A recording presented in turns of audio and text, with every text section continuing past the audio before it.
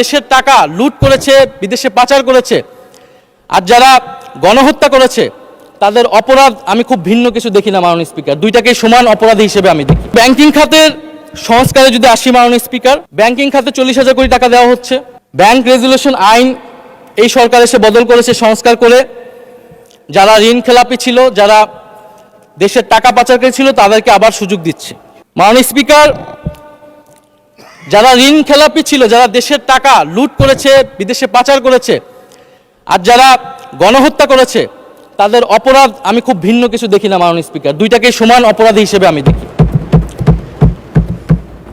আপনি অ্যাসালম, শিকদার, জেমকন, বেক্সিমকো, নাসা, সামিট, ওরিয়ন এই ধরনের গ্রুপগুলা যারা এই দেশের অর্থ পাচার করেছে সেই সকল ঋণ খেলাপিদের বিরুদ্ধে আপনি কি আইনগত ব্যবস্থা নিচ্ছেন?